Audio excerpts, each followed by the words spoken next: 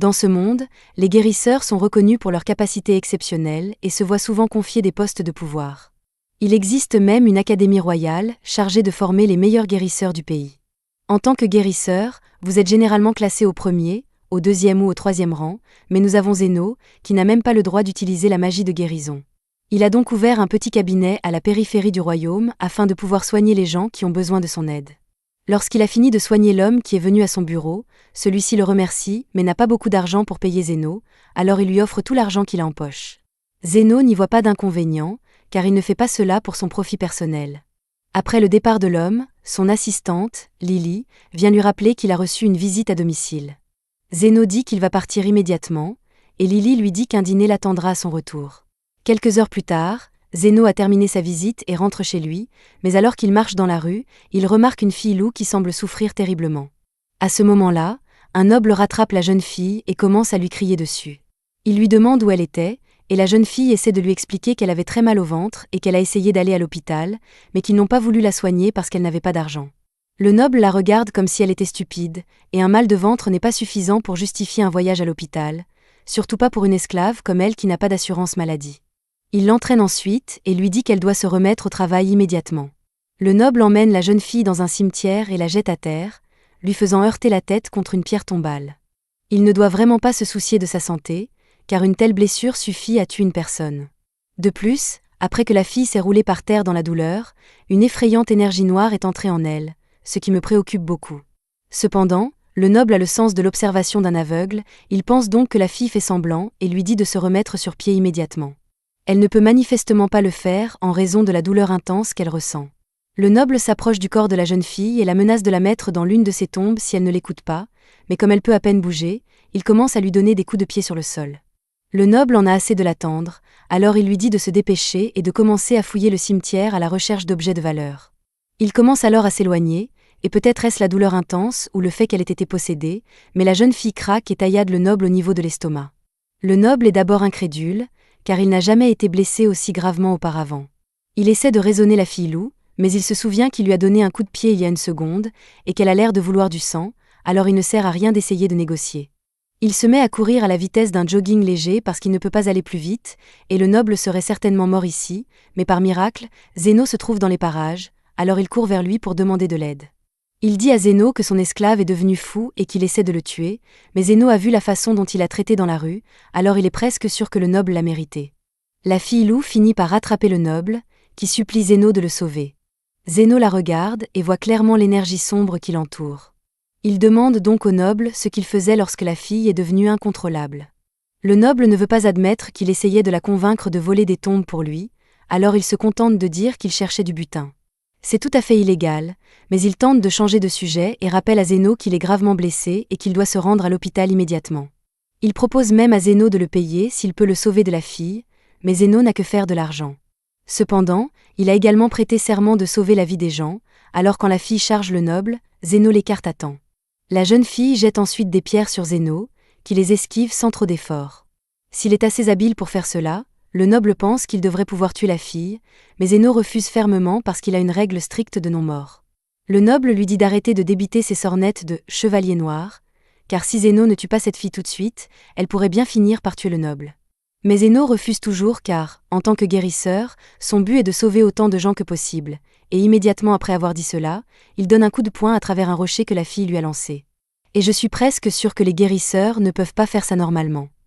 Zeno peut voir que la fille est incroyablement rapide. En fait, elle est bien plus rapide qu'un demi-humain ne devrait l'être, et il sait donc que quelque chose ne va pas. Il ne veut pas la blesser trop gravement, alors quand la fille essaie de le taillader, il sort un bouclier, et dès qu'elle entre en contact avec le bouclier, elle est projetée en arrière dans un bâtiment voisin. Zeno est rapide, il aurait donc pu sauver le noble, mais il a choisi de ne pas le faire. Maintenant que tout est calmé, Zeno s'approche du corps de la jeune fille, dont la jambe est cassée par la chute, et qui se débat pour s'enfuir. Comme elle est encore sauvage, Zeno la laisse mordre son bras pour la maintenir en place.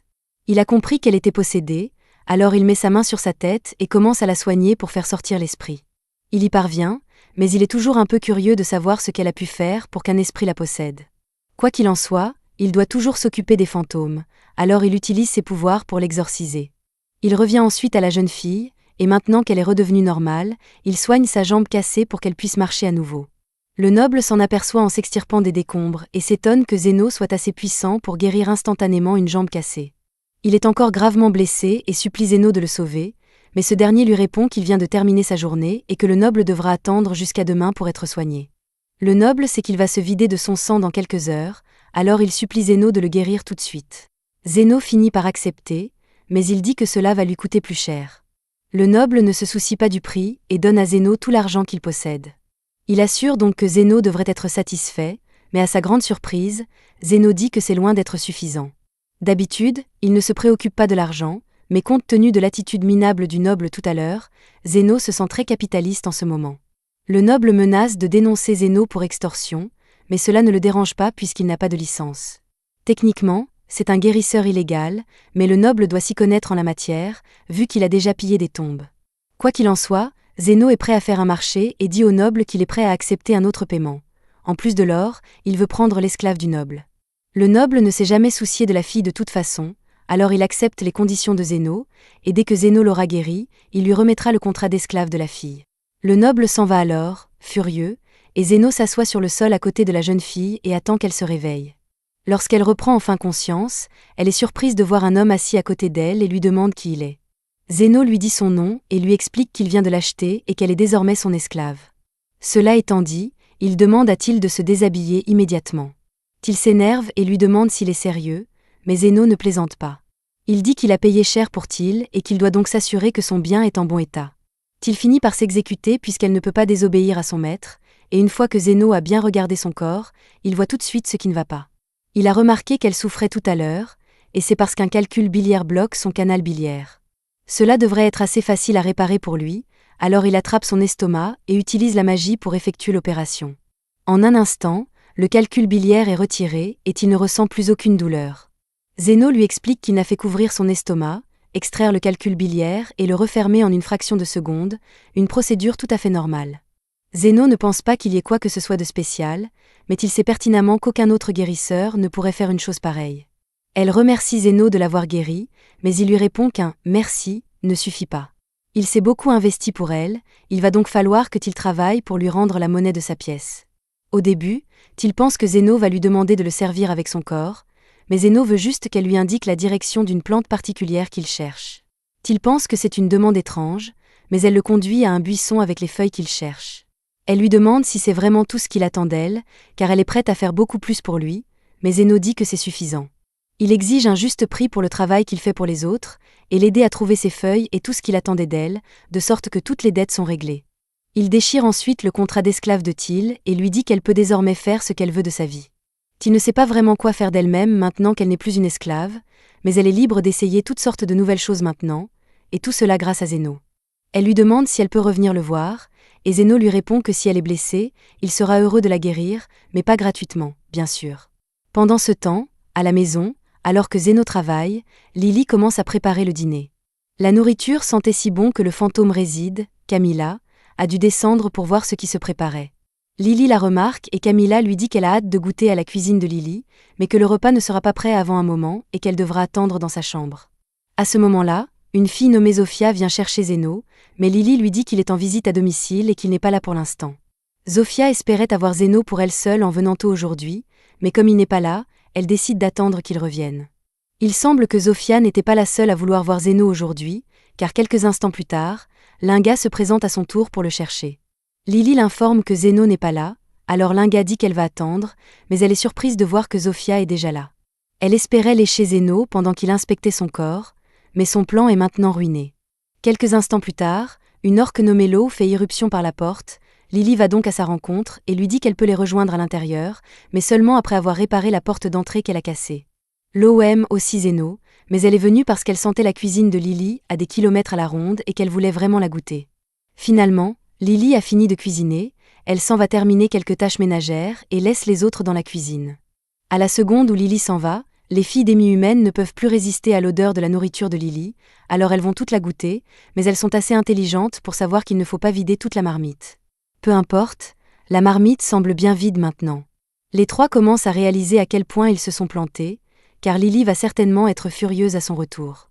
Quelques instants plus tard, Lily revient et, après avoir vu ce qui s'est passé, elle sourit aux filles et leur demande de s'expliquer. Plus tard dans la soirée, Zeno rentre enfin à la maison et Lily s'excuse car le dîner n'est pas prêt comme elle l'avait promis. Il y a eu un petit problème avec la nourriture, mais elle a déjà trouvé la solution. Elle a envoyé les filles chercher des ingrédients pour qu'elles puissent préparer un nouveau plat, et quand elles reviennent, elles ont apporté beaucoup plus d'ingrédients qu'elles ne l'avaient prévu, donc Lily va pouvoir faire un festin ce soir. Mais avant cela, elle sait que Zeno a dû travailler dur toute la journée, alors elle lui prépare une tasse de thé pour qu'il puisse se détendre. Zeno faisait autrefois partie d'un groupe d'aventuriers de classe mondiale, mais un jour, le chef du groupe, Aston, lui jette une pièce d'or pour lui rappeler qu'il est pauvre et lui annonce qu'il l'expulse du groupe. Il dit à Zeno qu'il est un bon à rien inutile et que le groupe se portera mieux sans lui, mais Zeno sait pertinemment qu'il est le seul à maintenir ce groupe uni. Cependant, Aston refuse de le croire. Il n'a recruté Zeno que pour l'utiliser comme bouclier humain, puisque personne ne se soucierait s'il mourait au combat. Mais maintenant que leur groupe est devenu puissant, Zeno tente de lui expliquer que la seule raison de leur force est qu'il est là pour les soigner chaque fois qu'Aston fait quelque chose de stupide. Aston lui rétorque que ses compétences douteuses d'autodidacte en guérison ne valent rien et que n'importe quel autre guérisseur ferait mieux que lui. Pendant ce temps, dans une ruelle, 2 marchands d'esclaves tentent de maîtriser une elfe pour l'attacher et la vendre plus tard. La femme avertit son partenaire de faire attention à ne pas blesser Lily, car les elfes sont très rares et ils pourront obtenir plus d'argent si elle est en bon état. L'homme l'a déjà plaquée au sol, mais Lily refuse de se soumettre sans combattre. Elle lui donne un coup de pied dans les parties, et tandis qu'il grimace de douleur, elle commence à s'enfuir. Elle aurait probablement pu s'échapper, mais malheureusement, l'homme avait un arc et lui tire une flèche dans la cheville. Lily s'effondre au sol et ne peut plus courir, alors l'homme la rattrape. Il tente de la maîtriser à nouveau, mais Lily lui mord la main avec la force de 1000 chihuahuas, obligeant l'homme à la poignarder pour se libérer. Zeno passe par hasard dans cette ruelle et trouve Lily au sol, en train de saigner. Il demande aux 2 hommes s'ils sont responsables de son état. Ils lui disent de se dégager, car l'esclavage est parfaitement légal dans ce pays et que Lily leur appartient, donc ils peuvent en faire ce qu'ils veulent. Zeno sait qu'ils ont raison. Légalement, il ne peut rien faire pour aider Lily. Mais alors, il a une idée et leur propose de l'acheter. Il leur offre la pièce d'or qu'il a reçue d'Aston. Normalement, il refuserait, car une elfe esclave vaut bien plus qu'une pièce d'or, mais comme elle est déjà en train de saigner à mort, ils acceptent l'argent et partent. Une fois qu'ils sont partis, Zeno s'approche de Lily pour voir si elle est encore en vie. Lily a déjà accepté son sort et demande à Zeno de la laisser là, mais il lui dit qu'elle ne va pas mourir. Lily regarde sa blessure et est surprise de voir que Zeno l'a déjà complètement guérie. Elle le remercie pour son aide et s'excuse pour la pièce d'or qu'il a dépensée pour l'acheter, mais Zeno ne tenait pas vraiment à la garder, car elle lui rappelait Aston. Il demande à Lily si elle a un foyer, mais étant une esclave, il est assez évident qu'elle est sans le sou et sans abri. Elle a aussi très faim, alors Zeno propose de lui acheter à manger et des vêtements avant toute autre chose. Zeno l'emmène finalement dans un petit restaurant nearby et lui achète une tenue neuve en chemin. Lily mange avec joie la nourriture que Zeno lui a offerte, mais elle est un peu confuse car il n'a rien pris pour lui. Zeno lui dit qu'il n'a pas faim, mais en réalité, il est fauché. Il a dépensé son dernier argent pour Lily, et comme il a été expulsé de Golden Phoenix, il va devoir trouver un nouveau travail rapidement pour ne pas mourir de faim. C'est alors qu'un homme entre en titubant dans le restaurant, son bras visiblement blessé. Il s'est mis dans un mauvais pas et s'en est sorti vivant, mais il est loin d'être en bonne forme. Zeno l'observe depuis l'autre bout de la salle, et à partir du trou dans son bras et des légères brûlures, déduit qu'il a été touché par une arme magique. Ce n'est pas très grave, car l'homme est un homme lézard, donc la blessure devrait guérir naturellement en quelques jours. Mais elle est assez profonde, alors il vaut mieux s'en occuper maintenant. Zeno tend la main et lance un sort de guérison sur l'homme. En quelques secondes, le trou dans son bras se referme. L'homme est stupéfait de voir son bras redevenu normal et demande à Zeno qui il est. Avant même que Zeno ne puisse répondre, Lily déclare qu'il est un guérisseur légendaire. L'homme n'a jamais entendu parler de lui, mais il est très reconnaissant et lui donne quelques pièces en promettant de faire connaître son talent. Zeno est d'abord perplexe face à cet argent, puis il comprend que les guérisseurs sont généralement payés pour leurs services. Cela lui donne une idée. Il décide d'ouvrir une clinique et de devenir guérisseur professionnel. Mais comme il vient des bas-fonds, obtenir une licence officielle sera difficile. De plus, une entreprise légale impliquerait de payer des taxes, et comme dit Virgile, l'évasion fiscale n'est pas un crime, c'est une obligation. C'est pourquoi Zeno va devenir un guérisseur clandestin. Lily ne comprend pas vraiment ce dont il parle, mais si Zeno ouvre une clinique, elle veut l'aider. Zeno réfléchit un instant. Ouvrir une clinique sans licence étant illégal, il n'est pas sûr de vouloir entraîner une enfant innocente là-dedans. Mais Lily lui rappelle qu'il l'a acheté il y a quelques minutes, ce qui fait de lui son maître. Il est donc de son devoir de le suivre, peu importe les lois qu'il enfreint. Zeno n'avait pas l'intention de devenir son maître, il voulait juste l'aider. Lily ajoute qu'elle n'a nulle part où aller, et que s'il ne l'emmène pas, ce sera sa faute si elle redevient esclave. Zeno finit par céder et accepte que Lily l'accompagne. Elle jure alors de le servir de tout son être, mais il la supplie de ne pas rendre ça bizarre. Quoi qu'il en soit, pour ouvrir une clinique, Zeno doit d'abord résoudre son problème de logement. Il emmène Lily dans un quartier abandonné de la ville pour chercher un endroit où s'installer. Lily lui demande pourquoi il veut vivre ici, et il explique qu'il doit rester caché pour que l'association royale ne découvre pas sa clinique illégale. De plus, avec l'atmosphère sinistre des lieux, les prix immobiliers sont parfaits pour son portefeuille vide, gratuit. Lily ne peut pas nier cela, mais elle s'inquiète car elle sait que des monstres effrayants vivent souvent dans ce genre d'endroit. Ils finissent par trouver une maison encore en parfait état, et Zeno pense avoir touché le jackpot. Mais dès que Lily voit l'endroit, elle est terrifiée. C'est une maison antétypique. S'ils ont de la malchance, ils pourraient même tomber sur un spectre. Zeno ignore ce qu'est un spectre, alors Lily explique que ce sont des monstres morts-vivants terrifiants qui peuvent transformer les gens en fantômes d'un simple toucher. Ils entrent à l'intérieur, mais c'est très sombre. Lily propose d'utiliser sa magie pour éclairer. Zeno est surpris qu'elle sache utiliser la magie, mais elle ne maîtrise que des sorts basiques et ne trouve pas ça impressionnant. Avec la pièce éclairée, il voit maintenant tout clairement, et c'est aussi effrayant que Lily l'imaginait. Mais Zeno reste optimiste. L'endroit a encore un bon toit et des piliers solides, ce qui est parfait pour leur clinique. Cependant, il rencontre un problème majeur. Il y a bel et bien un spectre ici, et elle annonce qu'elle va drainer la force vitale de Zeno. Lily panique, mais Zeno est juste déçu que la maison soit déjà occupée. Carmela charge Zeno, mais il la repousse facilement avec un sort de guérison et détruit ses deux bras. Il n'est pas du tout intimidé, car à l'époque où il était dans Golden Phoenix, Aston l'envoyait souvent seul dans le labyrinthe quand il était de mauvaise humeur, et Zeno y rencontrait constamment des spectres.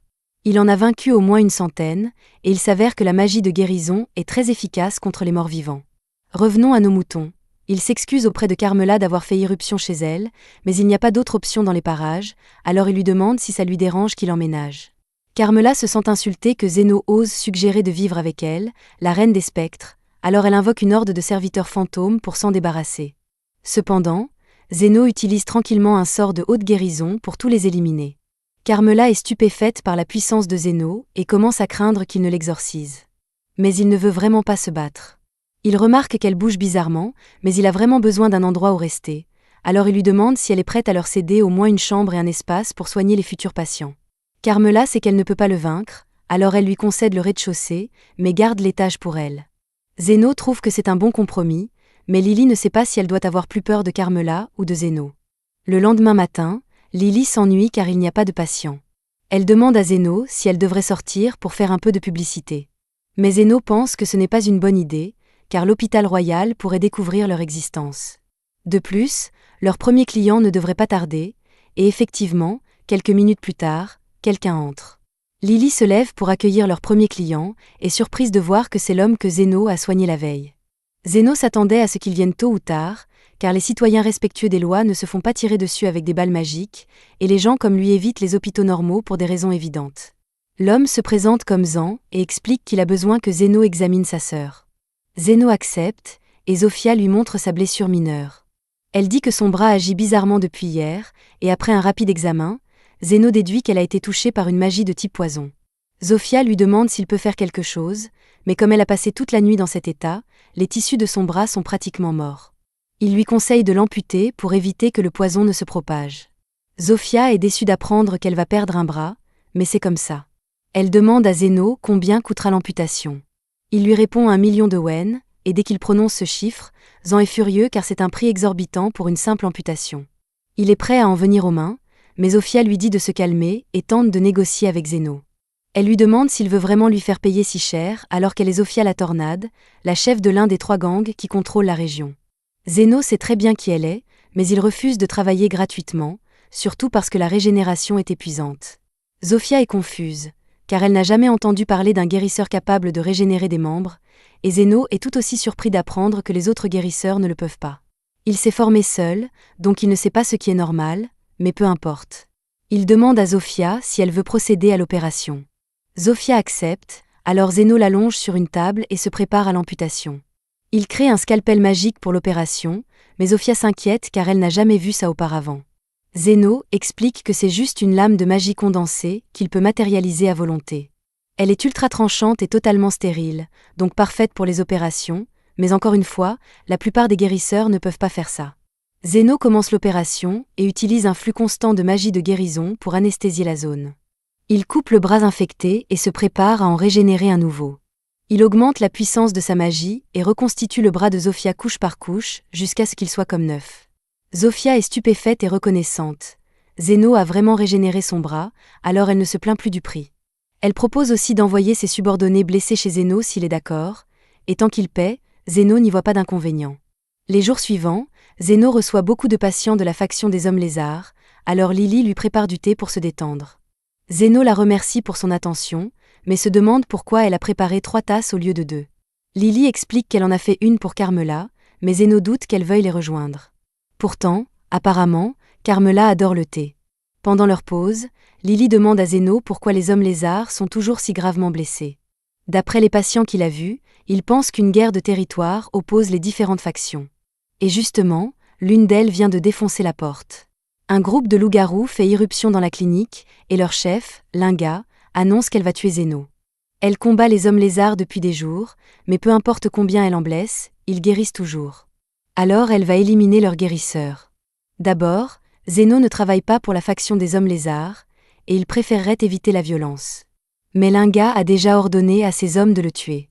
Cependant, avec sa magie défensive, rien ne peut même l'ébranler, encore moins le blesser.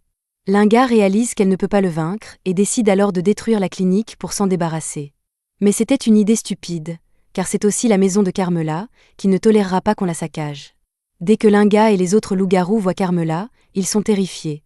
Un spectre est un monstre mortel qu'ils n'ont aucune chance de vaincre. Carmela a bien l'intention de drainer leur force vitale pour leur crime, mais Zeno lui demande de se calmer, car il ne veut pas que quiconque meure dans sa clinique. Tant que Linga et ses hommes réparent les dégâts, il leur pardonne. Les choses se passaient bien pour Zeno après avoir pris le contrôle de Linga et des loups-garous, mais un jour, un orc arrive et dit que son patron veut le rencontrer. Zeno s'attendait à ce que cela arrive tôt ou tard puisqu'il a déjà dû s'occuper de 2 des patrons des bas-fonds. Lo était la patronne des orques et des ogres, et elle a fait fortune en excavant des pierres magiques avec sa force brute, donc elle est très importante ici. Du bon côté, après s'être occupé d'elle, il n'aura plus à s'inquiéter que quelqu'un s'en prenne à sa boutique, alors il décide d'en finir au plus vite. Mais avant de partir, il demande à l'orque si Lo est du genre à pouvoir être raisonné. L'orque répond et dit à Zeno qu'elle est la personne la plus sage et digne qu'il rencontrera jamais. Zeno est content de l'entendre, mais il est curieux de savoir pourquoi l'orque n'a pas amené Lo avec lui. L'orque explique alors qu'elle ne peut actuellement pas bouger. Cela semble assez grave, alors Zeno ne perd pas de temps et se précipite pour voir sa nouvelle patiente. L'orque le conduit jusqu'à une grotte et présente Zeno à Lo. Elle est contente de enfin le rencontrer, mais avant qu'il ne fasse quoi que ce soit, Zeno lui demande comment elle a entendu parler de lui. Lo explique que les hommes lézards et les loups-garous n'ont pas arrêté de parler du guérisseur super secret, dont ils ne sont pas censés parler à personne. Cela va un peu à l'encontre de l'idée d'être un guérisseur clandestin, mais Zeno devra s'en occuper plus tard. D'après ce que Lo a dit, Zeno guérit n'importe quelle blessure tant qu'il est payé à un prix juste, alors elle veut voir à quel point il est vraiment bon. Zeno s'approche d'elle et lève la main, alors Lo lui demande ce qu'il fait. Zeno explique qu'il ne voit aucune blessure externe sur son corps, alors il a scanné pour voir s'il y a quelque chose qui ne va pas à l'intérieur. Lo est surprise d'entendre cela puisque la plupart des guérisseurs ne peuvent pas faire ça, mais Zeno pense que cela devrait être une pratique standard car comment soigner un patient si on ne peut pas vérifier les blessures internes ? Quoi qu'il en soit, une fois le scan terminé, Zeno identifie une masse dans l'abdomen de Lo, et comme de la mana en émane, il pense que c'est une pierre de mana. Lo lui dit qu'il a raison, et cette pierre de mana en particulier est enchantée avec de la magie explosive, donc si elle bouge de cet endroit, elle pourrait exploser. Zeno demande si quelqu'un a tenté de l'assassiner en la glissant dans sa nourriture, mais Lo lui dit que rien de tel ne s'est produit. Elle avait juste très faim et a confondu la pierre avec une boulette de riz, alors elle l'a mangée. N'importe qui aurait pu faire la même erreur, bon, peut-être pas, mais Zeno ne pense pas qu'il y ait de quoi s'inquiéter car, tôt ou tard, la pierre sortira par l'autre bout. Il s'apprête à partir, mais Lo lui dit que ce n'est pas si simple. Quand elle a mangé la pierre, elle l'a partiellement mâchée, donc il ne reste plus beaucoup de temps avant qu'elle n'explose. Elle a déjà accepté qu'elle mourra à cause de son erreur, mais sa seule préoccupation est que ses hommes ont refusé de la quitter.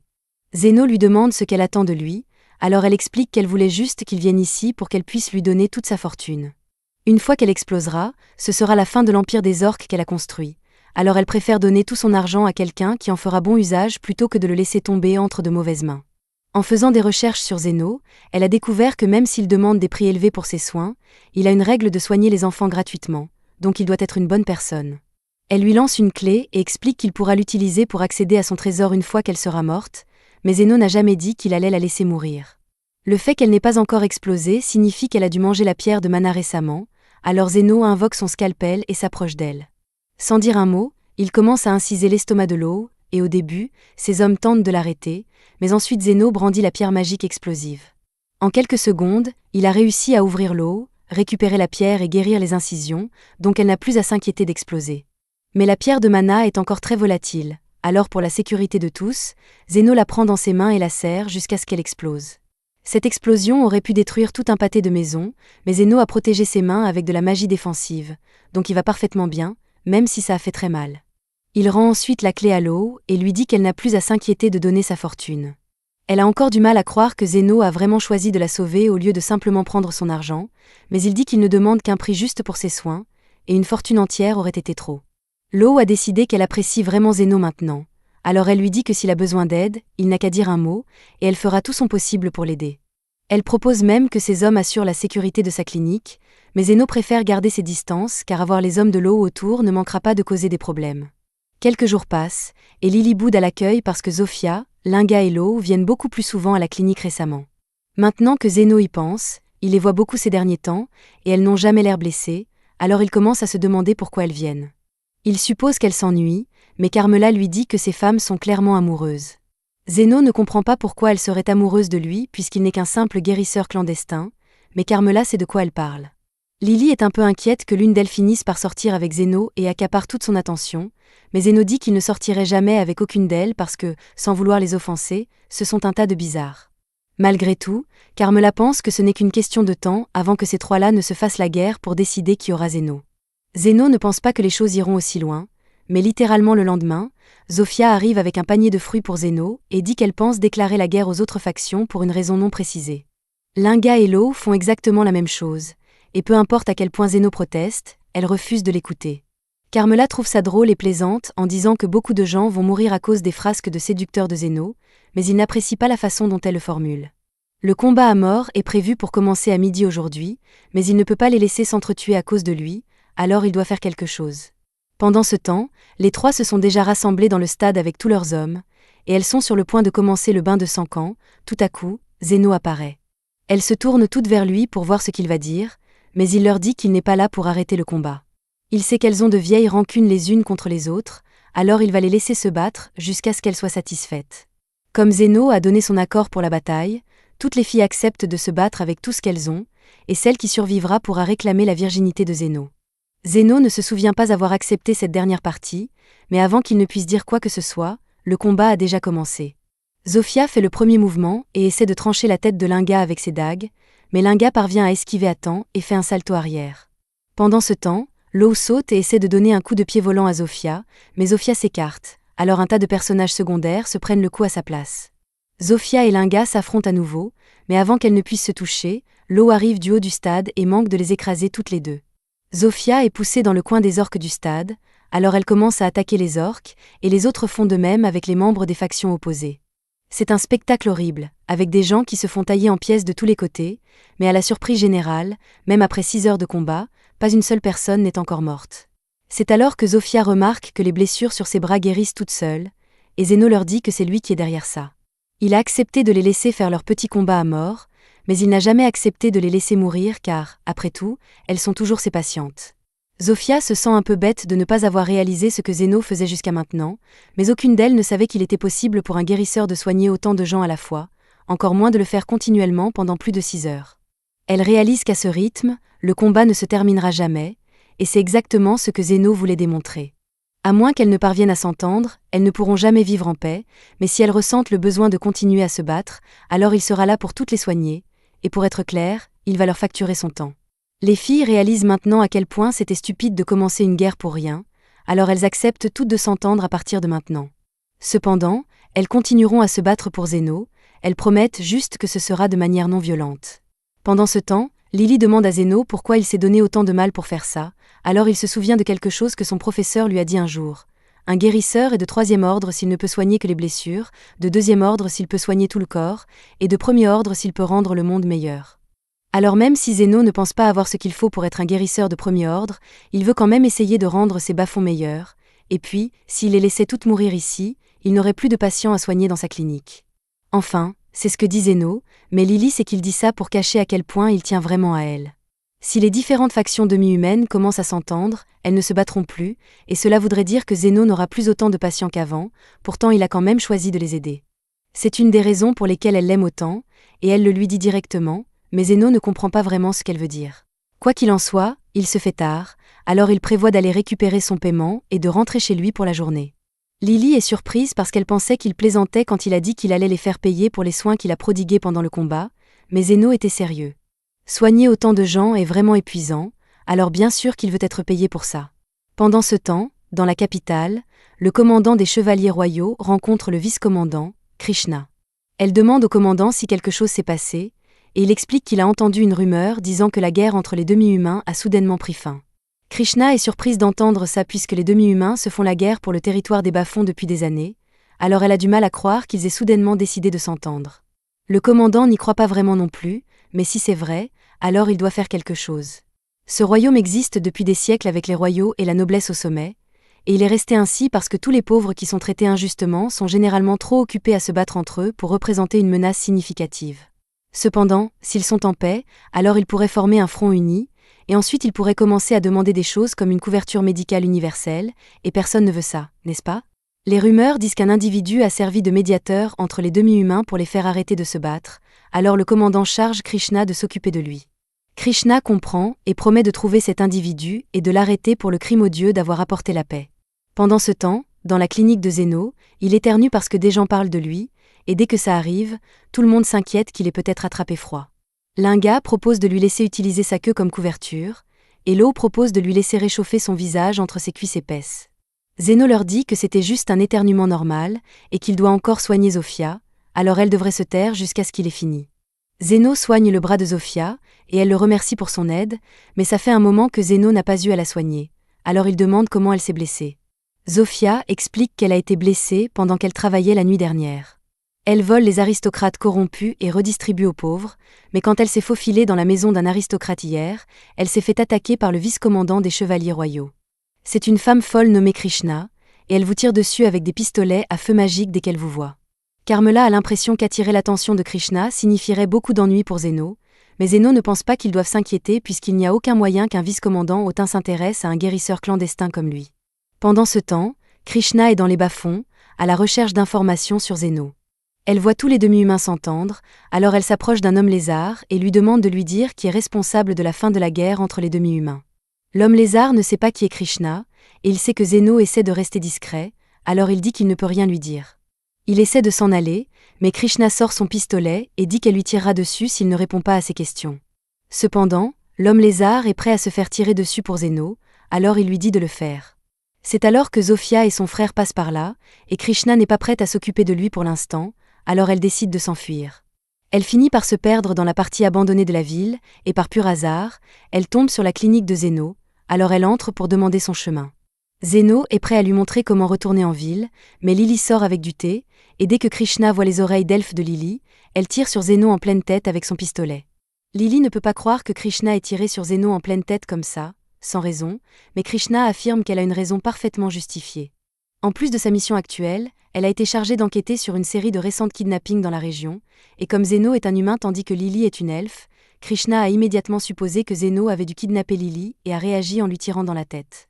Il y a tellement de problèmes dans la logique de Krishna ici, alors Lily explique que Zéno l'a en quelque sorte adoptée, et qu'elle est ici de son plein gré.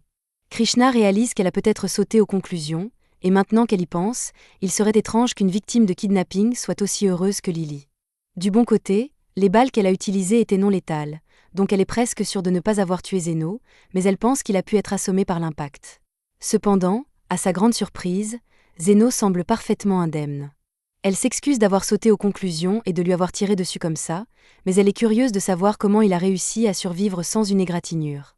Il lui dit qu'il a simplement utilisé une magie défensive pour bloquer la balle avant qu'elle ne le touche, mais Krishna ne le croit pas, car aucune magie défensive ordinaire ne devrait pouvoir arrêter ces balles.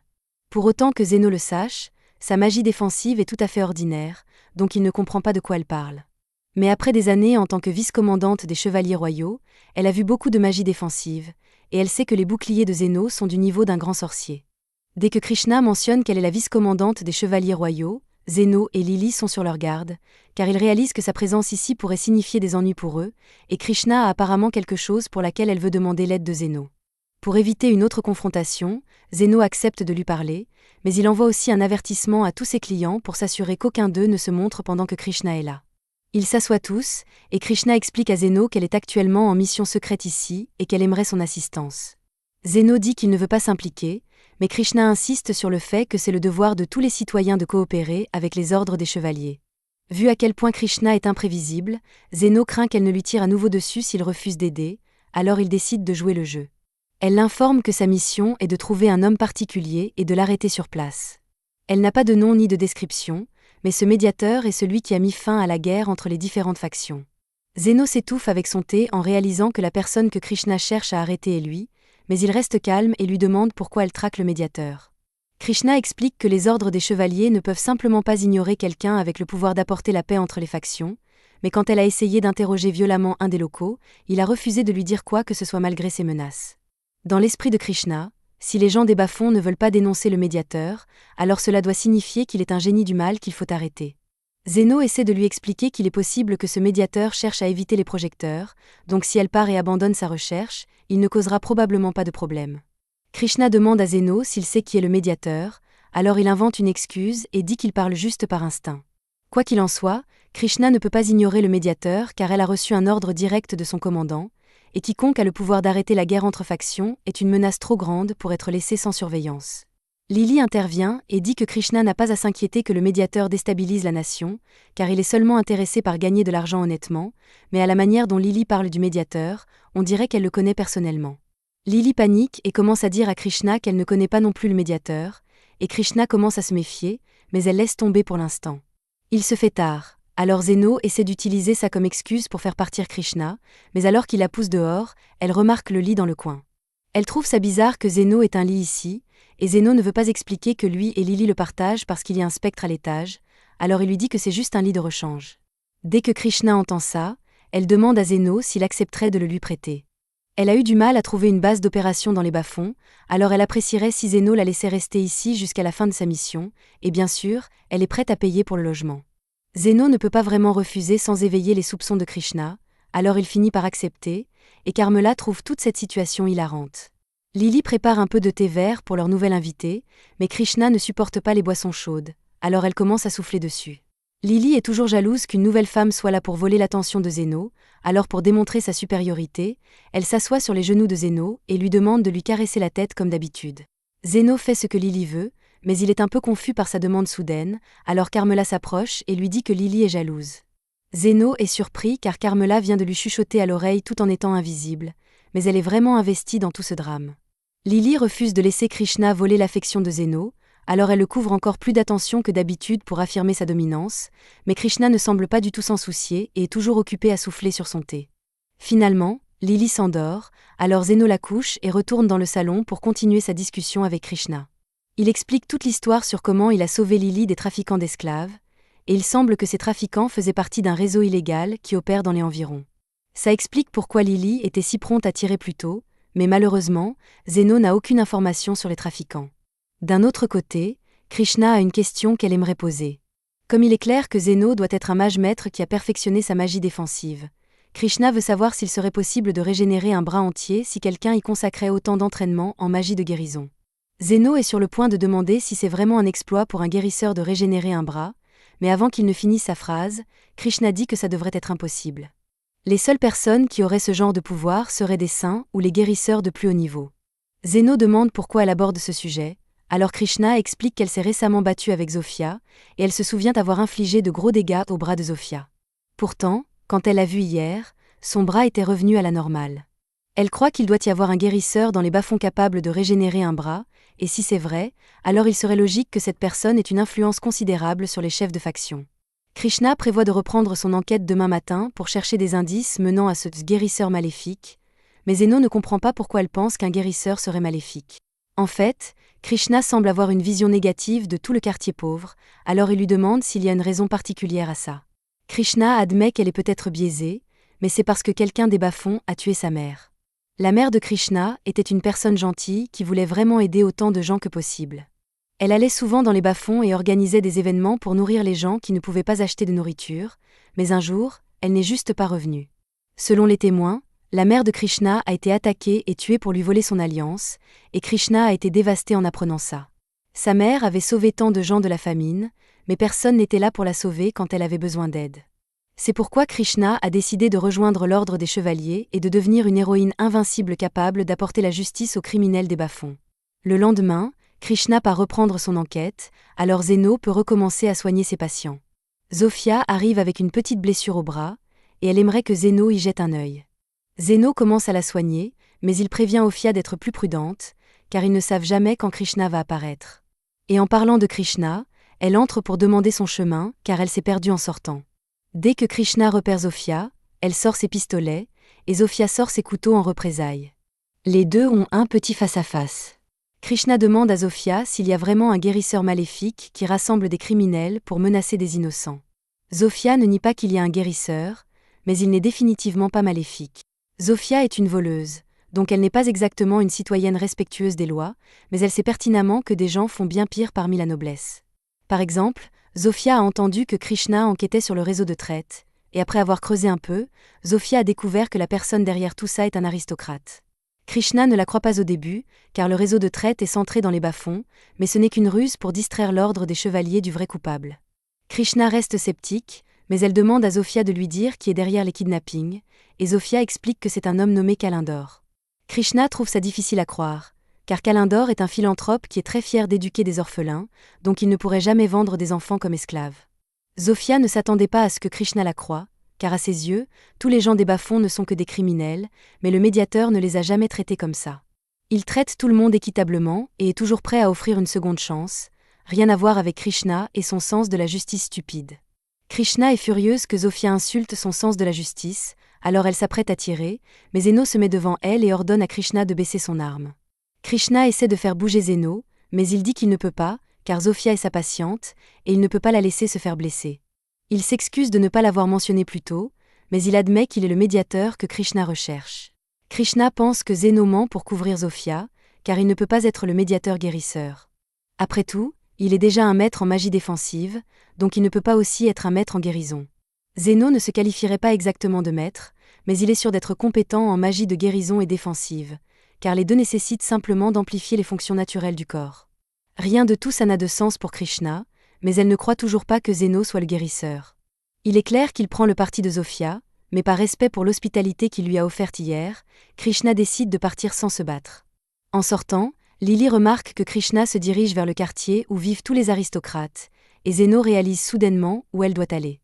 Krishna a pris au sérieux ce que Zofia a dit sur Kalindor, alors elle est allée à son manoir pour avoir une petite discussion avec lui. Elle ne peut évidemment pas lui dire qu'elle pense qu'il est responsable du réseau de traite d'enfants, alors elle invente une excuse pour sa visite. Elle lui dit qu'elle a entendu parler d'une récente augmentation des vols dans le coin, et Kalindor admet qu'il a eu des problèmes avec le gang des hommes lézards récemment. Alors Krishna dit qu'elle prévoyait d'augmenter les patrouilles de sécurité ici. Mais avant ça, elle voulait inspecter le manoir de Kalindor pour évaluer sa sécurité personnelle. Kalindor comprend pourquoi elle voudrait inspecter ses mesures de sécurité, alors il propose de lui faire visiter son manoir. Krishna est ensuite guidée à travers tout le bâtiment, et après la visite, Kalindor lui demande ce qu'elle pense de sa sécurité. Krishna le félicite pour sa grande attention aux détails dans la sécurisation de son manoir, mais elle remarque quelque chose d'étrange pendant la visite. Elle demande à Kalindor si elle peut utiliser les toilettes avant de partir, et il n'y voit pas d'inconvénient, alors Krishna quitte son bureau. Kalindor est un aristocrate de haut rang, donc ce n'est pas étrange qu'il ait un haut niveau de sécurité, mais c'est bizarre qu'il mette autant d'efforts à sécuriser un jardin. Elle réalise qu'il pourrait y avoir quelque chose là-bas, alors elle regarde par-dessus le mur et repère une entrée secrète. Elle descend dans le tunnel, et horrifiée, elle découvre que Zofia avait raison, Kalindor est vraiment derrière tous les kidnappings. Mais avant que Krishna ne puisse faire quoi que ce soit pour aider les enfants, Kalindor apparaît derrière elle et utilise les pistolets qu'elle a laissés à l'étage pour lui arracher le bras. Il trouve ça drôle d'avoir pu se débarrasser d'un chevalier si facilement, et lui dit qu'elle n'aurait pas dû fouiner ici. Maintenant, Il doit juste la finir pour continuer son opération de traite, mais avant qu'il ne puisse faire quoi que ce soit, Zofia et Zeno apparaissent. Zeno s'inquiétait que Krishna se blesse quand il a réalisé où elle allait, alors il a demandé à Zofia de lui montrer le chemin. Kalindor refuse de laisser des témoins en vie, alors il règle le pistolet de Krishna sur le mode létal et tire Zeno en pleine face. Cependant, à son grand choc, Zeno est toujours en un seul morceau après avoir été touché, bien que les tirs létaux aient fait un peu mal. Kalindor panique et essaie de s'enfuir, mais il laisse tomber le pistolet par accident, alors Zeno le ramasse. Kalindor commence à supplier pitié, et chance pour lui, Zeno a une règle de ne pas tuer, mais il n'a pas de règle contre infliger de la douleur et de la souffrance, alors il règle le pistolet sur non létal et tire sur Kalindor dans la tête. Il va ensuite vérifier l'état de Krishna, mais elle lui dit qu'il est trop tard, son bras est parti, et une grosse partie de son ventre a disparu, alors elle a déjà accepté son sort, mais Zeno lui dit qu'elle ira bien. Bien qu'il va lui facturer cher pour ça, alors elle devrait s'attendre à une grosse facture. Quelques minutes plus tard, Krishna est de nouveau normal, et elle est stupéfaite que Zeno ait pu guérir des blessures si graves instantanément. Elle réalise qu'il devait dire la vérité quand il a dit qu'il était le médiateur, mais maintenant elle n'a plus aucun intérêt à l'arrêter, car elle croit qu'il est un vrai héros. Cependant, Zeno ne se considère pas comme un héros dans cette situation. Il est juste un guérisseur qui s'est assuré que personne ne meurt. Si quelqu'un est un héros ici, ce serait Krishna, car elle a été la première à agir pour ses enfants. Elle est peut-être mal guidée parfois, mais au final, c'est une personne gentille qui veut sincèrement rendre le monde meilleur. Zofia et les hommes lézards les aident à sortir les enfants du donjon, mais les chevaliers royaux vont bientôt arriver, et Zeno ne veut pas avoir affaire à eux, alors lui et les autres commencent à partir. Cependant, avant qu'ils ne partent, Krishna le rattrape et demande pourquoi il a choisi de la sauver alors qu'elle était son ennemie à ce moment-là. Zeno se tourne vers elle et dit qu'il voulait juste s'assurer qu'elle paie sa facture. Elle lui doit encore de l'argent pour avoir passé la nuit dans sa clinique, et il s'attend à un paiement complet, incluant le coût de sa guérison, avant la fin de la semaine. Comme Zeno n'aura plus à s'inquiéter de Krishna, les choses reviennent à la normale pour lui et le lit, mais la vie de Zeno n'a pas toujours été aussi bonne. Quand il était enfant, il était un orphelin sans le sou dans les bidonvilles, et il n'avait rien pour lui, alors il passait tout son temps assis dans une ruelle. Un jour, Aston traversait les bidonvilles, essayant de décider quel enfant il voulait kidnapper, mais jusqu'à présent, il était déçu car aucun d'entre eux ne semblait capable de faire un bon bouclier humain. C'est alors qu'il aperçoit Zeno et décide de le prendre. Il s'approche et commence à lui parler.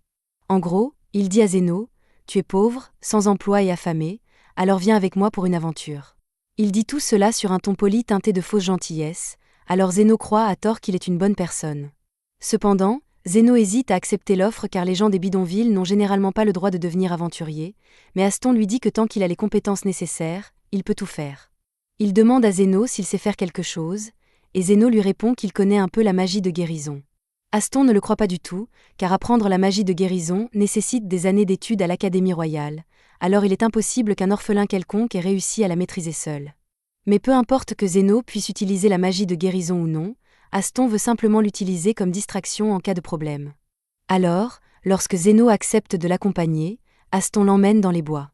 Là-bas, les deux font face à un monstre loup, et pendant qu'Aston le combat, il est légèrement blessé. Zeno utilise alors sa magie pour le soigner. Aston charge ensuite le loup, et Zeno utilise à nouveau sa magie de guérison pour augmenter la vitesse d'Aston.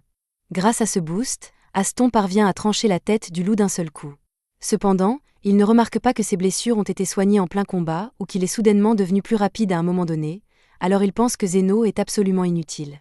Après quelques années de cela, Aston finit par expulser Zeno de son groupe, et nous savons ce que Zeno a fait depuis, mais le groupe d'Aston n'a pas si bien réussi. Après avoir viré Zeno, Aston et le reste du groupe entrent dans une grotte pour leur prochaine mission.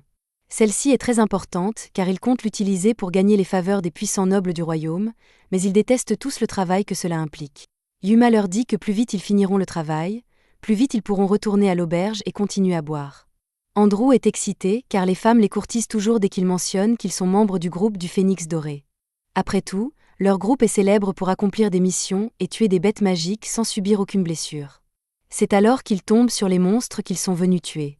Aston dégaine son épée et se prépare à attaquer. Il dit à Gale de lui lancer une magie de défense pendant qu'il charge, et Gale le fait, mais pendant qu'Aston combat les loups, son bras est tout de même brûlé. Pendant ce temps, Yuma se fait déchiqueter par l'un des loups à l'arrière, alors il ne sera pas d'une grande aide.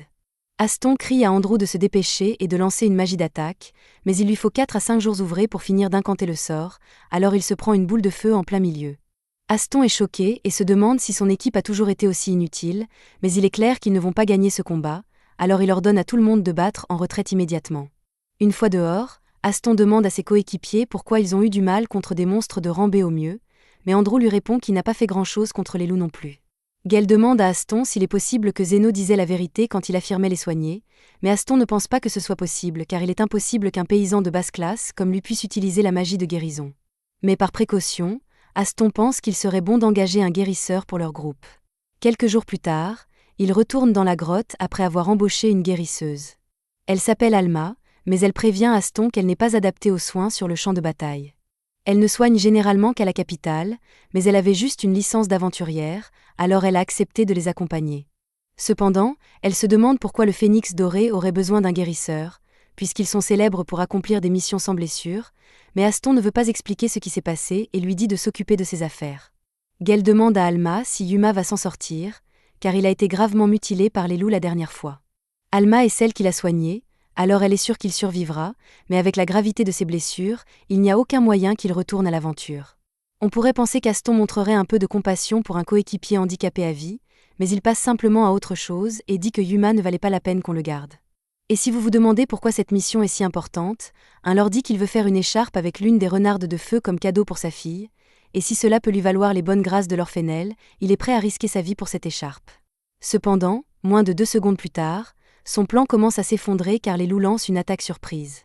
Aston commence immédiatement à riposter et demande à Gale de lancer sa magie de défense sur tout le monde, mais alors qu'Aston charge, il ne parvient même pas à toucher un seul loup. Les loups lui envoient alors 4 boules de feu, et Aston parvient à en bloquer 3, mais la dernière frappe Andrew en plein ventre, et il est hors combat.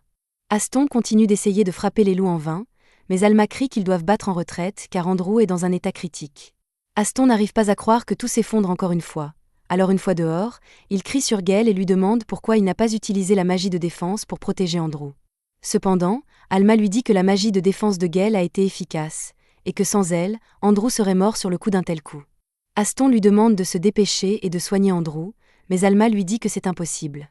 Seuls les guérisseurs tardifs ou les saints ont le pouvoir de soigner de telles blessures sans préparation spéciale, alors à moins qu'il n'amène Andrew à l'hôpital rapidement, il va mourir. Plus tard, Aston rencontre le serviteur de l'orphénelle, qui lui dit que l'orphénelle est très déçue de lui.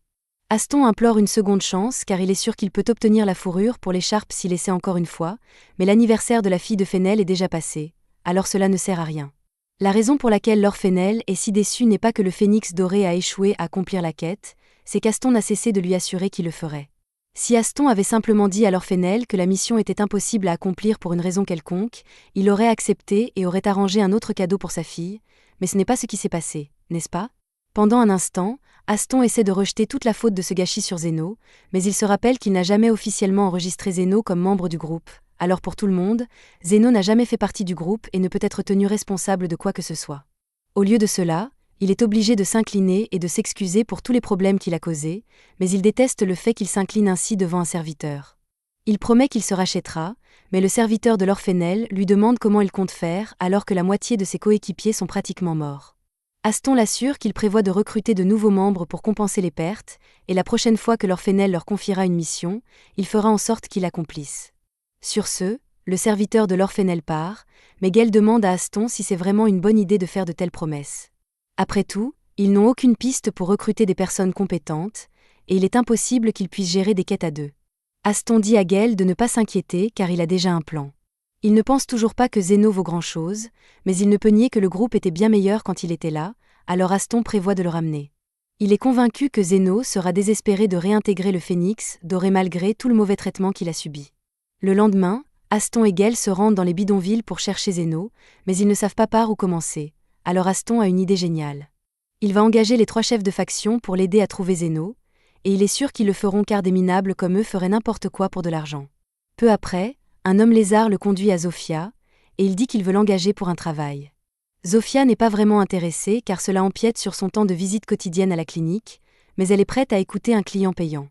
Aston se présente comme le chef du Phénix doré et dit à Zofia qu'il cherche un homme nommé Zeno, qui est arrivé dans les bidonvilles il y a environ 2 mois.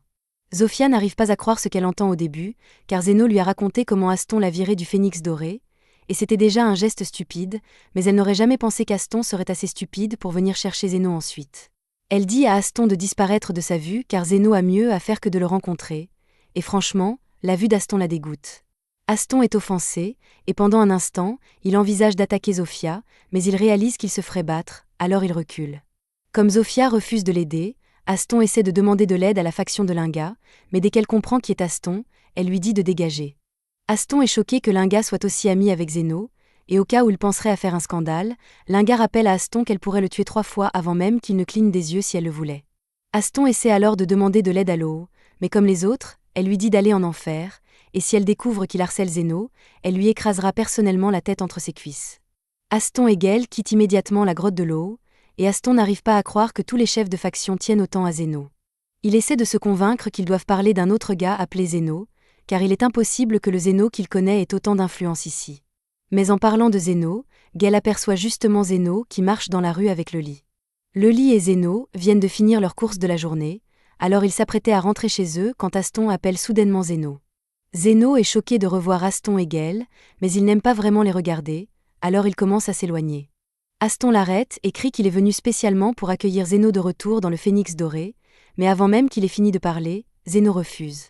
Aston n'arrive pas à y croire, car il était convaincu que Zeno serait reconnaissant de réintégrer le groupe, mais Zeno commence à énumérer tout ce qu'Aston lui a fait subir la dernière fois, y compris les mauvais traitements et le paiement misérable.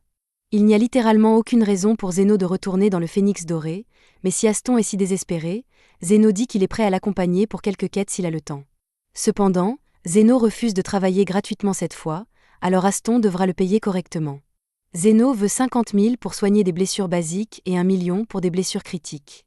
En plus de cela, Aston devra payer en plus pour la magie de défense et les boosts de Zeno. Mais si Aston ne veut pas payer le prix, alors il n'y a plus rien à dire, et Zeno recommence à s'éloigner. Aston est offensé que Zeno ose le rejeter, alors il dégaine son épée et essaie de l'attaquer, mais avant qu'il ne puisse faire quoi que ce soit, il se fait exploser par Krishna. Elle dit à Aston que c'est assez stupide d'attaquer quelqu'un effrontément en présence d'un chevalier royal. Elle est venue ici parce qu'elle voulait voir Zeno, mais comme Aston vient de commettre une tentative d'agression, elle va devoir l'arrêter maintenant. Cependant, Aston commence à courir car il ne veut pas finir en prison. Après tout ce gâchis, Zeno et Lely rentrent chez eux pour la journée, et peu après, Zofia, Linga et Lo se présentent. Elles disent à Zeno qu'Aston a essayé de les engager pour le trouver, et bien qu'elle ait toute rejetée, Zofia s'inquiète qu'il puisse continuer à poursuivre Zeno. S'il se rend à la guilde clandestine illégale, Aston pourrait même engager un assassin pour s'en prendre à Zeno par dépit. Mais encore une fois, engager des assassins coûte cher, et si Aston était assez désespéré pour venir chercher Zeno au lieu d'engager d'autres membres de groupe, alors il est probablement fauché. Cela dit, Zofia est toujours inquiète car il y a des rumeurs sur un homme nommé le guide de la guilde clandestine qui accepte de faire des missions gratuitement sous certaines conditions. Alors si Aston parvient à convaincre le guide, cela pourrait signifier des ennuis pour Zeno. Peu après, Zeno n'arrive pas à dormir à cause du stress de revoir Aston, alors Camilla descend le rejoindre pour une raison quelconque, car elle s'inquiète pour lui. Pendant qu'elle est là, Camilla demande à Zeno si c'est vraiment vrai qu'il a appris à utiliser la magie de guérison dans les bidonvilles, alors il explique qu'il essayait de ressusciter un cadavre, et que la magie de guérison lui est venue naturellement après cela. Camilla lui dit que la magie de résurrection est interdite, mais pour la défense de Zeno, il ne savait pas que c'était interdit quand il l'a essayé pour la première fois. En parlant de magie interdite, Camilla se souvient de quelque chose ressemblant à de la vie artificielle de l'époque où elle était en vie.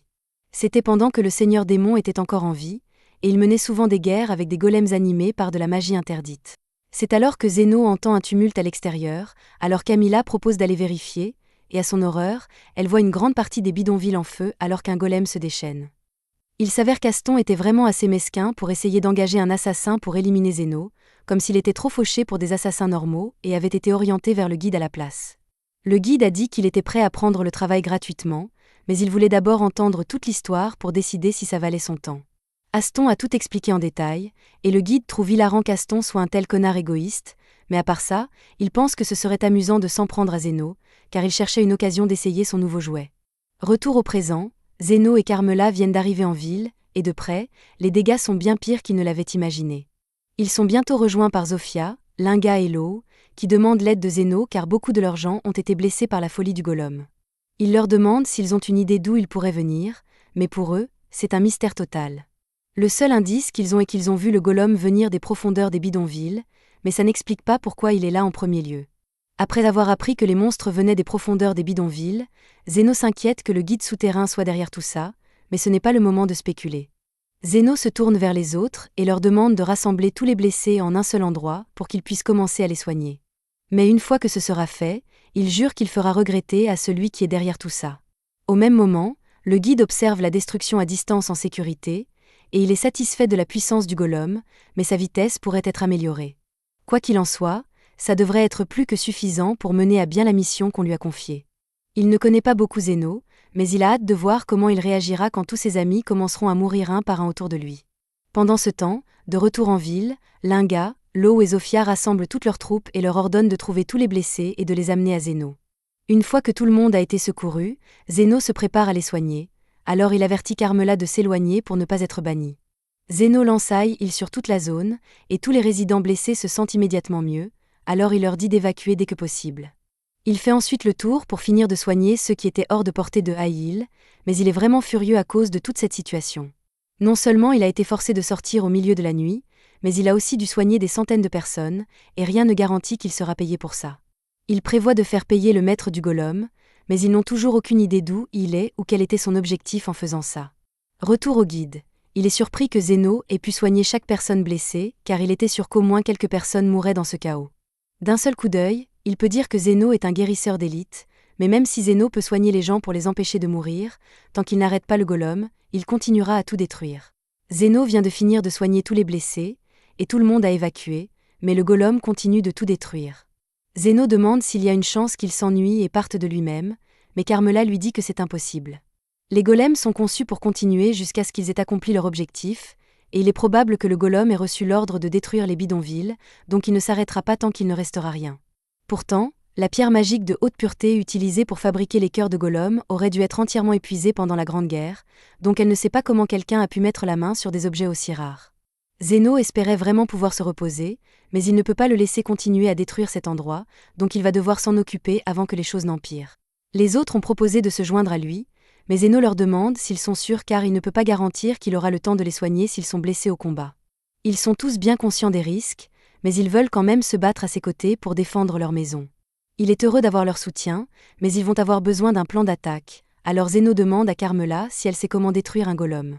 Elle explique qu'il va devoir détruire la pierre magique qui compose le cœur du golem, sinon, il continuera éternellement. Zeno est déçu d'entendre ça car il espérait pouvoir vendre le cœur du golem pour se faire un peu d'argent, mais c'est comme ça. Il dit à tout le monde de commencer à attaquer le golem avec tout ce qu'ils ont pendant qu'il fournit un soutien, alors les trois se ruent immédiatement à l'attaque. Alors qu'ils avancent, Zeno lance un buff d'agilité pour les accélérer, et une fois qu'ils sont sur le point d'attaquer, il lance son boost de force, permettant aux trois de briser la jambe du golem. Avec une jambe détruite, le golem perd l'équilibre et tombe au sol, mais la victoire fut de courte durée car la pierre magique dans le cœur du golem lui permet de se régénérer indéfiniment. Le golem repousse alors Linga, et elle est frappée si fort qu'elle traverse 3 maisons avant de s'arrêter.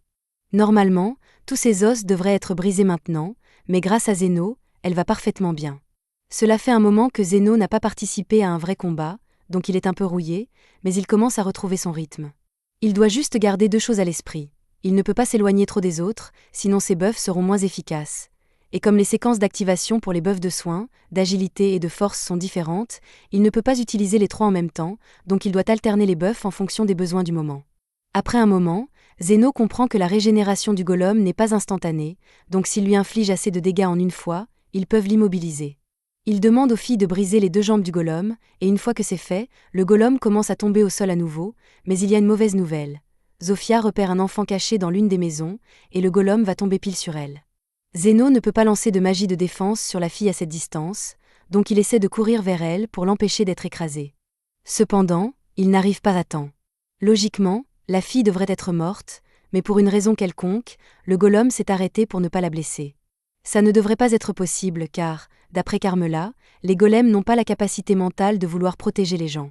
Il doit y avoir quelque chose d'unique chez ce golem, et Zeno vient de comprendre quoi car il a scanné le golem et a trouvé Aston piégé à l'intérieur. Le guide est honnêtement surpris que Zeno ait pu le découvrir si vite, mais cette connaissance ne l'aidera pas de toute façon. Le cristal magique que le guide avait été imparfait, donc il ne pouvait pas s'en servir pour fabriquer un golem normalement. C'est pourquoi il a décidé d'utiliser un humain comme catalyseur, et Aston était le cobaye parfait pour essayer. Il a trompé Aston et a implanté la pierre magique dans son corps pour créer un cœur de golem, et à partir de là, Aston et le golem ont été fusionnés définitivement. Maintenant, le guide a hâte de voir comment Zeno réagira à cette nouvelle révélation, car après toutes les vies que Zeno a sauvées, il sait qu'il aura du mal à tuer. Zeno prend une profonde inspiration et demande aux autres de quitter le champ de bataille pour l'instant. Les filles sont perplexes et ne comprennent pas pourquoi Zeno veut qu'elles partent alors qu'elles étaient sur le point d'en finir avec le golem, mais vu ce que Zeno sait maintenant, il doit faire ça seul. Elles ne comprennent pas vraiment ce qu'il veut dire, mais elles font confiance au jugement de Zeno, donc elles s'éloignent toutes pour lui laisser de l'espace. Une fois que les autres sont partis, Zeno dit à Aston qu'il est temps de régler ça une fois pour toutes. Toute leur relation a commencé quand Aston a recueilli Eno des bidonvilles, mais il avait toujours des objectifs égoïstes à l'époque. Cependant, tout à l'heure, il a choisi de sauver cet enfant, et Zeno se souvient que le guide a mentionné la raison pour laquelle Aston est si obsédé par l'argent et le pouvoir. Quand Aston était plus jeune, sa sœur est morte parce qu'il n'avait pas les moyens d'engager un guérisseur pour elle, donc il a cherché l'argent et le pouvoir depuis. Cette petite fille a dû lui rappeler sa petite sœur, c'est pourquoi il l'a sauvée instinctivement. Ça n'excuse pas tout ce qu'Aston a fait, mais ça fait se demander à Zeno s'il reste un peu d'humanité en lui. Quoi qu'il en soit, il est clair qu'Aston n'a plus toute sa tête, donc Zeno n'a pas vraiment le choix ici, alors il prépare son scalpel. Aston essaie d'écraser Zeno, donc il esquive et transforme son scalpel en épée pour trancher les bras d'Aston. Il saute ensuite en l'air et tranche un trou dans la poitrine du golem pour voir le vrai corps d'Aston. Il n'est pas exactement ravi de ça, mais il doit s'assurer qu'Aston ne puisse plus causer de problème, donc il lui tranche la poitrine. Le guide est surpris que Zeno ait pu tuer Aston avec si peu d'hésitation, mais encore une fois, d'après ce qu'il a entendu, Aston l'a beaucoup maltraité, donc c'est logique qu'il veuille se venger.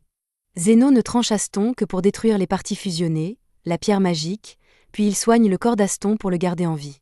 Le guide est stupéfait que Zeno soit capable de faire quelque chose comme ça car ça demande une concentration folle à exécuter, en plus du fait que Zeno a déjà soigné des centaines de personnes il y a quelques minutes.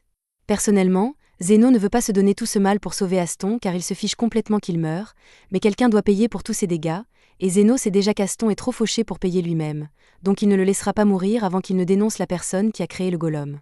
Aussi, même si Aston est peut-être un connard sans valeur, Zeno ne n'ira pas que si Aston ne lui avait pas donné cette pièce d'or comme indemnité, alors Zeno n'aurait pas pu sauver Lily, et il n'aurait jamais ouvert sa clinique.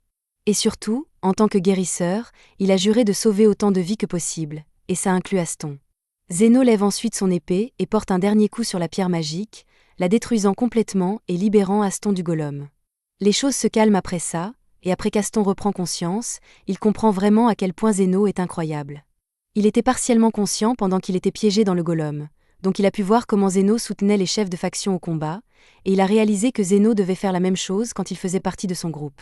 Être trahi et utilisé comme une marionnette sans cervelle a fait réaliser à Aston à quel point il a été un connard, et il sait que rien de ce qu'il dira ne réparera ce qu'il a fait, mais il veut quand même s'excuser. Zeno ne supporte pas de voir Aston ramper, donc il lui dit de relever la tête, mais pas parce qu'il lui pardonne, parce qu'il veut lui donner un coup de poing bien net avant de rentrer chez lui. Il a envie de frapper Aston depuis longtemps, mais le faire pendant qu'il était inconscient n'aurait pas été bien. Cependant, maintenant qu'Aston est réveillé, Zeno n'a pas à se retenir. Il se donne un boost de force X10 et commence à marcher lentement vers Aston avant de lui asséner le coup de poing le plus satisfaisant qu'il ait jamais donné. Aston est mis KO, et quelques heures plus tard, après son réveil, il trouve Krishna debout devant lui. Elle lui dit qu'elle a déjà croisé Zeno en chemin, donc elle a compris l'essentiel de ce qui s'est passé, et elle dit à Aston qu'il a vraiment de la chance qu'il n'y ait pas eu de mort car il aurait dû faire face à des accusations de meurtre. Cela dit, elle l'arrête quand même pour plusieurs autres charges, dont la destruction de propriété et l'agression, ainsi que l'indécence publique, parce que le coup de poing de Zeno a fait tomber tous les vêtements d'Aston. Elle a aussi un message que Zeno lui a demandé de transmettre à Aston, donc elle lui dit que Zeno a pris son épée pendant qu'il était inconscient. Elle était de très haute qualité, donc si Zeno la vend, ça devrait couvrir le coût de toutes les propriétés qu'Aston a détruites. Krishna dit ensuite que Zeno avait un autre message pour Aston et lui dit de regarder dans sa main. Aston le fait et trouve une pièce d'or, que Zeno lui a donnée comme indemnité de départ. Avec ça, Zeno ne veut plus jamais voir ou entendre parler d'Aston. Aston baisse les yeux, vaincu, car il sait qu'il mérite ça, mais maintenant il n'a vraiment plus rien. Après tout ce qui s'est passé aujourd'hui, Zeno est si épuisé qu'il peut à peine marcher. Les autres s'inquiètent pour lui, donc ils proposent de le porter jusqu'à chez lui, mais Zeno dit que ce n'est pas nécessaire car ils savent qu'ils doivent être fatigués aussi. Cependant, les filles le portent quand même parce que, vu tout ce que Zeno fait toujours pour eux, c'est normal qu'elles l'aident maintenant. Pendant ce temps, de retour à la clinique, Carmela a tout raconté à Lily, donc quand Zeno rentre enfin à la maison, elle l'accueille et lui demande s'il veut une tasse de thé. Krishna a fait de son mieux pour enquêter sur la personne derrière l'incident du golem, mais elle n'a pas pu recueillir beaucoup d'informations. Tout ce qu'elle sait, c'est que cette personne s'appelle le guide, et qu'il est très insaisissable. Elle a essayé de le retrouver, mais il n'y avait pas beaucoup de traces à suivre. L'endroit où Aston a rencontré le guide avait déjà été nettoyé, sans laisser de traces. Zofia a également fait quelques recherches dans la guilde souterraine, et d'après ce qu'elle a entendu, le guide n'a commencé à apparaître là que récemment. À part ça, personne ne sait rien sur le guide, donc interroger les gens ici ne servira pas à grand-chose. Krishna dit qu'elle va poursuivre le guide en tant qu'individu dangereux, mais compte tenu de la façon dont il a caché ses traces, elle doute qu'il fasse une apparition prochainement. Cependant, Zofia pense que le guide reviendra tôt ou tard parce que les gens comme lui ne disparaissent pas sans planifier quelque chose de grand pour leur retour. Et si c'est le cas, alors ils devront être préparés à ce que le guide a prévu. Krishna lui dit d'arrêter de faire des suppositions sans fondement car elle n'a aucune preuve que le guide reviendra, mais Zofia rétorque que Krishna faisait aussi des suppositions il y a quelques minutes. Zeno leur dit à toutes les deux d'arrêter de se disputer et demande s'il y a une raison particulière pour que Krishna soit assise à la table de l'autre côté de la pièce, loin de tout le monde, car cela rend difficile une conversation comme celle-ci. Krishna explique que bien qu'elle soit reconnaissante de l'aide de Zofia l'autre jour, son statut de chevalier royal fait qu'elle ne peut pas être vue en train de discuter tranquillement avec des demi-humains comme ça. Zeno sent qu'une dispute est sur le point d'éclater, et il ne veut pas y prendre part, donc avant que les choses ne s'enveniment, il pousse tout le monde dehors et leur dit de ne pas revenir aujourd'hui à moins d'être blessé. Zeno s'assoit ensuite à son bureau et essaie de se détendre, mais Lily s'approche nerveusement de lui et dit qu'elle a une idée. Elle sait que Zeno doit être épuisé par tout le mana qu'il a utilisé lors du combat contre le golem, donc elle s'apprête à lui suggérer d'aller à une source chaude avec elle pour se détendre. Mais avant qu'elle ne puisse terminer sa phrase, Zofia la devance et fait irruption par la porte, demandant à Zeno s'il aimerait aller à une source chaude pour se détendre. Zeno pense que ce serait un bon changement par rapport à sa routine habituelle, donc il accepte, et Zofia part heureuse. Quelques instants plus tard, Linga arrive, et après avoir regardé autour d'elle pour s'assurer que les autres ne sont pas à proximité, elle demande à Zeno s'il aimerait aller à la source chaude avec elle. Zeno pense toujours que la source chaude est une bonne idée, mais il ne peut pas accepter la demande de Linga, car Zofia l'a déjà invité en premier. Cependant, avant qu'il ne puisse le dire, Linga dit qu'elle le retrouvera à la source chaude et part. Quelques instants plus tard, l'eau arrive, et avant même qu'elle n'ouvre la bouche, Zeno sait exactement ce qu'elle va dire.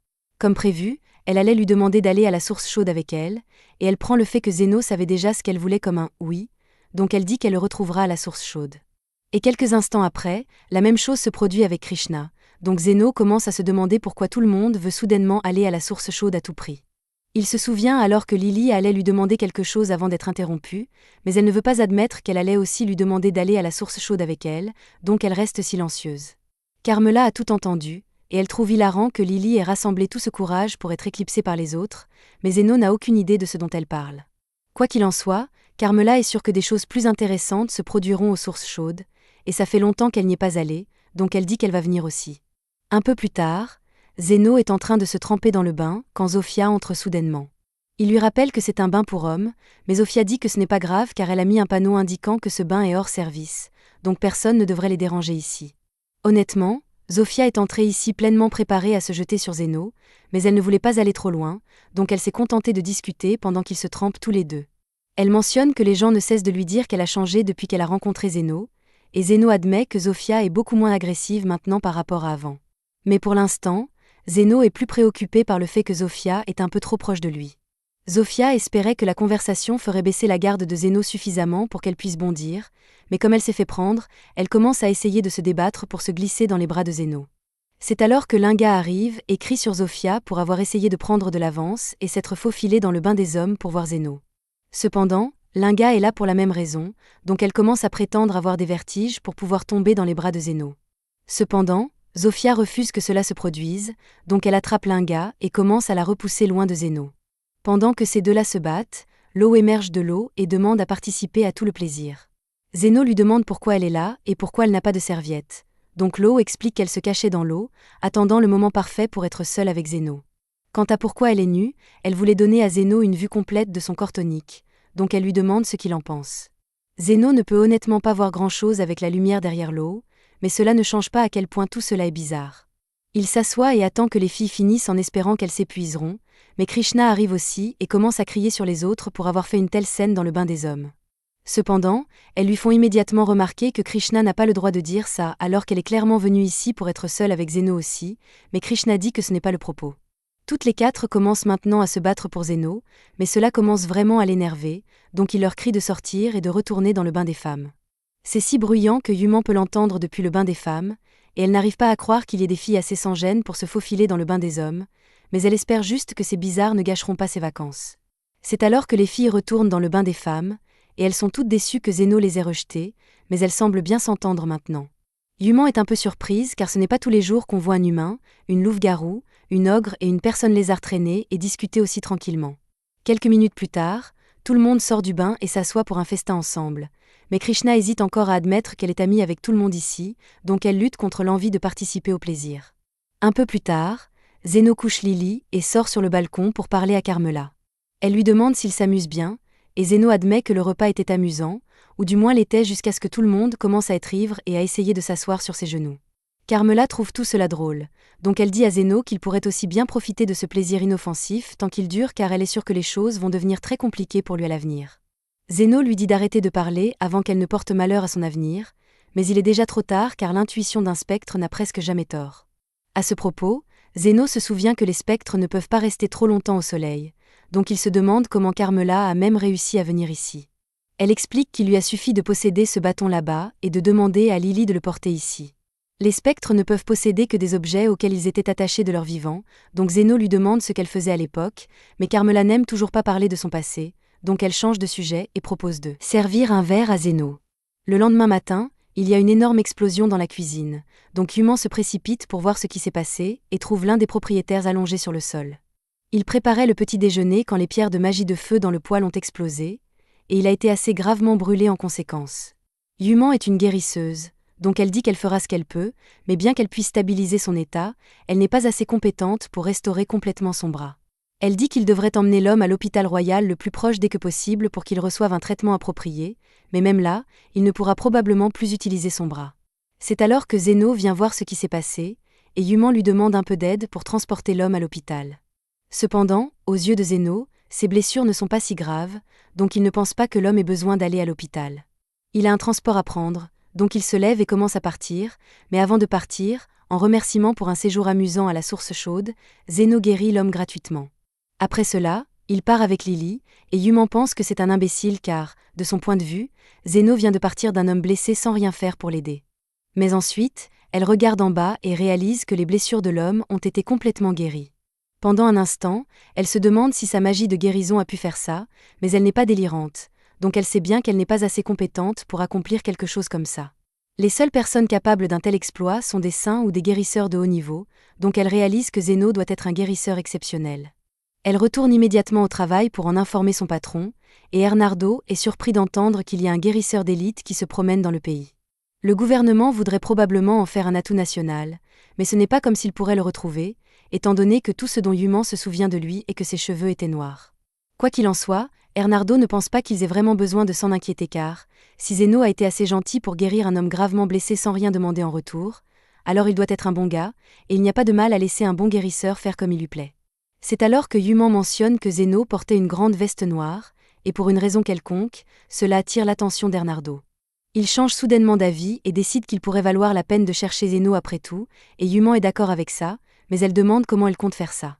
Ernardo y réfléchit un peu, et comme ils n'ont trouvé aucun enregistrement officiel de Zeno, cela doit signifier qu'il n'est pas officiellement licencié, donc il doit opérer quelque part dans les bidonvilles, et Ernardo avait le plan parfait en tête pour atteindre Zeno.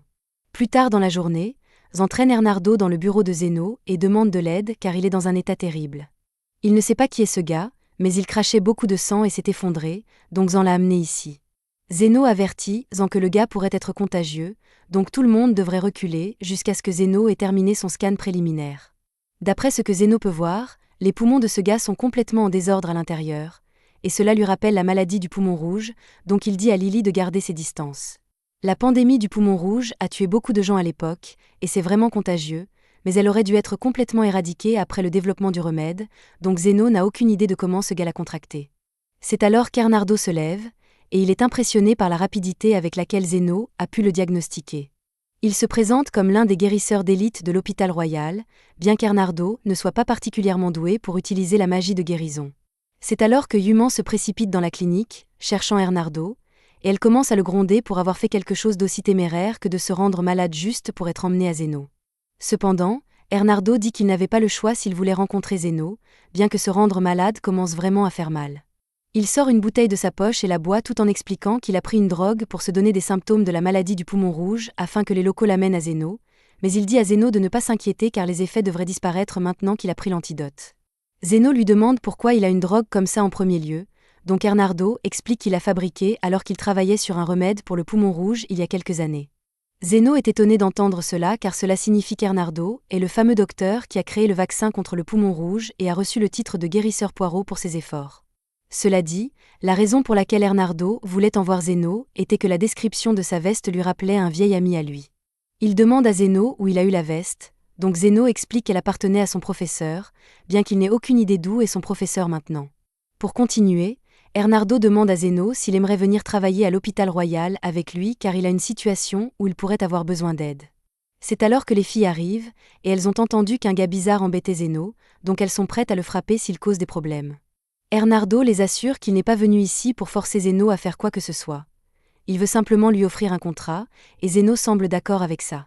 Zofia lui demande s'il est sûr de ça, mais Zeno pense que c'est pour le mieux car maintenant que l'hôpital royal connaît sa clinique souterraine, il serait préférable d'obtenir le soutien d'Ernardo. De plus, à l'époque où le poumon rouge était un problème, Ernardo a fait de grands efforts pour distribuer le remède aux gens des bidonvilles gratuitement, donc c'est une bonne personne, et Zeno pense qu'il peut lui faire confiance. C'était la fin de l'épisode 7. Abonnez-vous pour ne pas manquer le prochain.